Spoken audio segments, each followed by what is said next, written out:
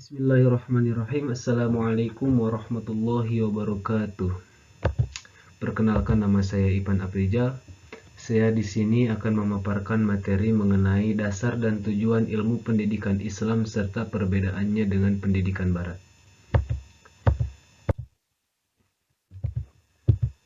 Pendidikan Islam adalah proses pembelajaran yang berbasis nilai-nilai Islam.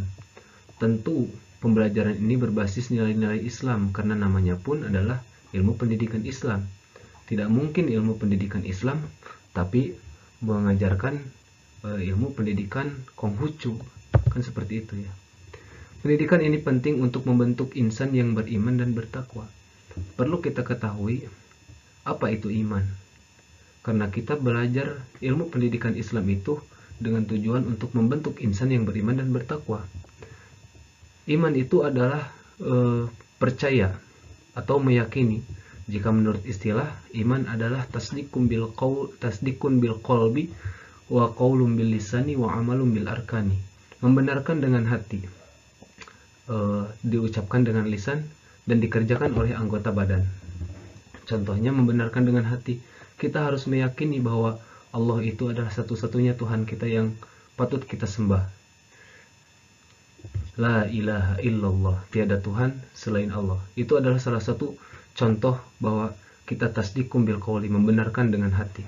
Wa qaulun bil lisani, kita mengucapkan seperti tadi, kita mengucapkan lafaz la ilaha illallah, itu sudah termasuk kepada iman, yaitu mengucapkan dengan yang namanya lisan.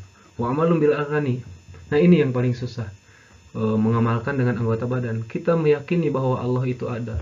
Kita meyakini bahwa kita iman kepada Allah. Tapi apakah kita sudah berbuat keimanan itu kepada Allah? Apakah kita sudah melakukan apa yang diperintahkan oleh Allah untuk kita?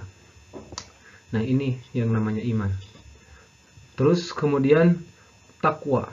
Takwa itu adalah imtisalu awamirillah wa jitinabun nawahi. Melaksanakan perintahnya dan meninggalkan larangannya. Kita diperintah sholat, kita sholat. Kita diperintah puasa, kita puasa. Kita diperintah zakat, kita zakat, dan lain sebagainya. Wajtinabun nawahi, dan menjauhi larangannya. Nah, ini yang paling susah, menjauhi larangannya. Dalam konteks menjauhi larangannya itu adalah kita harus benar-benar menjauhi larangannya. Jadi jika kita ingin meninggalkan larangannya itu jangan pilih-pilih. Contoh seperti ini. Jika saya punya uang, saya akan kasih uang saya untuk kalian, tapi kalian harus memberikan uang itu untuk memakan daging babi.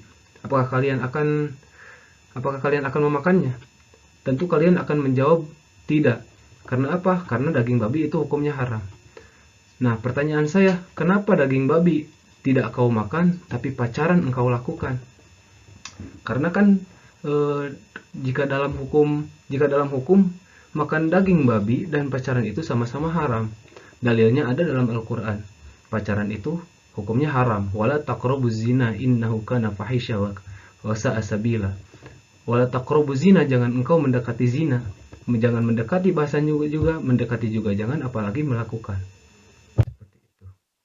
Kemudian dasar ilmu pendidikan Islam.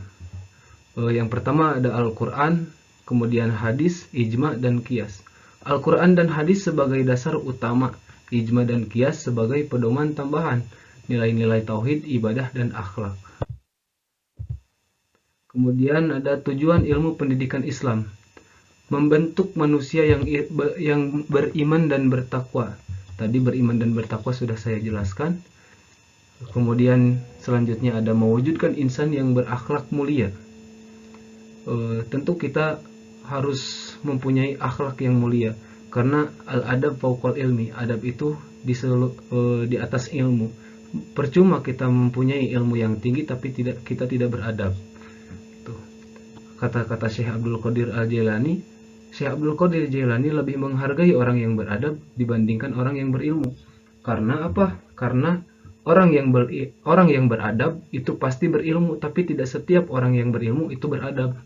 Seperti setiap kelereng itu pasti bulat, tapi tidak setiap yang bulat itu kelereng. Seperti itu. Jadi setiap orang yang beradab pasti memiliki ilmu, tapi tidak setiap orang yang berilmu itu beradab. Kemudian menyeimbangkan aspek dunia dan akhirat. Nah, ini tentu kita alhamdulillah kita ditakdirkan oleh Allah Subhanahu wa taala kita masuk ke kuliah mengambil jurusan prodi PAI. Kita harus bersyukur kepada Allah Subhanahu wa taala karena kita sudah diarahkan kepada jurusan PAI. Karena PAI ini bisa membawa kita kebahagiaan di dunia dan akhirat.